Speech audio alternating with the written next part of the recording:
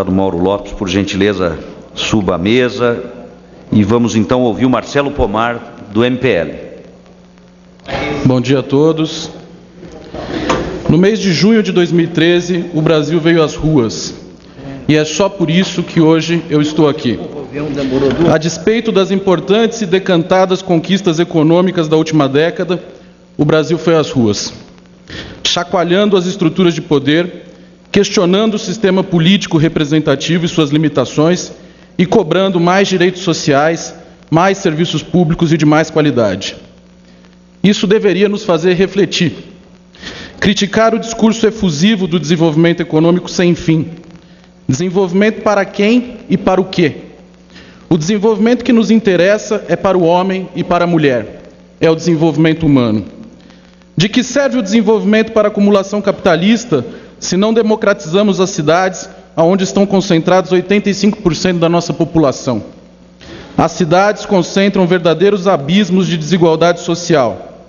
Ao mesmo tempo em que a cidade concentra as grandes conquistas da humanidade, culturais, científicas, tecnológicas, essas conquistas são apenas para quem pode pagar por elas. Não nos esqueçamos que o processo de urbanização brasileira é o processo da urbanização corporativa, como nos ensinou o eminente geógrafo brasileiro Milton Santos.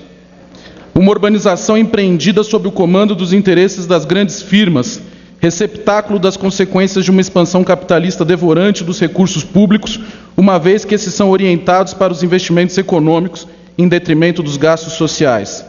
A pobreza não é apenas decorrência do modelo socioeconômico vigente, mas também do modelo espacial de organização da cidade.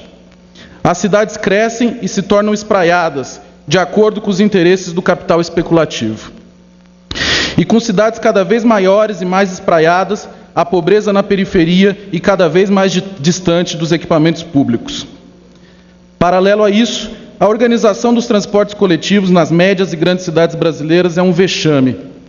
Ela é um permanente atestado de incompetência do poder público e de total descompromisso com o desenvolvimento humano que pressupõe o amplo acesso ao conhecimento e a democratização da cidade. O transporte coletivo, ao contrário de ser visto como um instrumento primário e transversal de acesso aos equipamentos públicos e ao conjunto de conquistas concentradas na cidade, constituiu-se, através do famigerado regime de concessão, numa mercadoria com preços abusivos e pouca qualidade, regida pelas mais vorazes leis do mercado, que visam assegurar o lucro de grupos empresariais que controlam as concessões municipais de exploração do serviço e se constituem um elemento limitador do direito à cidade. As pessoas não usufruem a cidade. As pessoas vivem sem observar a paisagem ao seu entorno. As pessoas usam o transporte coletivo pela mais absoluta necessidade, como primeira etapa da venda da força de trabalho ou para completar seus estudos para entrar no mercado de trabalho. Nesse processo de defesa cega do desenvolvimento econômico, o governo cometeu um grave erro ao incentivar desmedidamente o endividamento da população brasileira para o financiamento de automóveis, desonerando a indústria automobilística, fazendo das cidades verdadeiras sociedades do automóvel, com engarrafamentos caóticos e sendo responsável por uma verdadeira guerra civil no trânsito, que mata 50 mil brasileiros todos os anos, além de aleijar, ferir e incapacitar outros milhares, sobrecarregando o Sistema Único de Saúde, poluindo o meio ambiente e tornando mais feias as nossas cidades. Quem anda de transporte coletivo, de bicicleta ou a pé, presta um serviço inestimável à cidade. No entanto, o poder público só é generoso com quem anda de automóvel particular. A cada R$1 investido em transporte público, 12 são investidos no particular. As ruas e vias públicas são dos automóveis, e é esse o contexto urbano que vivemos.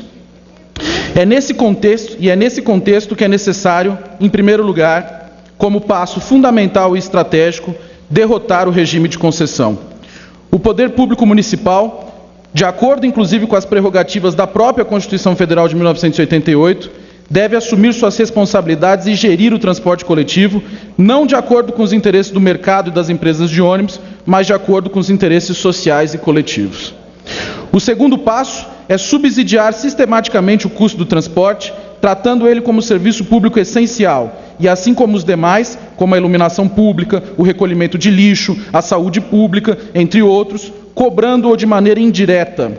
Isso se faz constituindo fundos municipais de transporte, através de uma ampla reforma tributária, cobrando mais dos setores que verdadeiramente se beneficiam do fluxo regular de mercadorias e de força de trabalho na cidade. Ou seja, os grandes meios de produção e circulação de mercadoria. Taxação de grandes fortunas, imposto progressivo, aumento do IPTU de bancos e grandes mansões e taxação dos automóveis individuais. Se a atual categoria de políticos e gestores públicos está à altura dessa tarefa, só o futuro poderá dizer. Mas que os movimentos sociais estão à altura dessa cobrança, não há mais dúvida, as ruas mostram isso. E se esses gestores não forem capazes de resolver os impasses históricos de seu tempo, certamente a força das ruas os substituirá. Por fim, a tarifa zero não é uma utopia, hoje ela é uma realidade. Nós estamos a discutindo aqui. Ela não é uma afirmação ignorante de que o transporte é de graça ou que não tenha custo. Ela é a afirmação do transporte como direito social e, por isso, nossa batalha e integral apoio à PEC 90 da deputada Luísa Erundina. Ela não elimina o custo do transporte, ela democratiza a conta. Paga a tarifa não aquele que utiliza o transporte pela mais absoluta necessidade, e sim os setores da sociedade que verdadeiramente se beneficiam do seu funcionamento regular. A luta pela tarifa zero é a luta pela liberdade na cidade. É a luta pela democratização dos direitos e conquistas da humanidade concentrados nas cidades.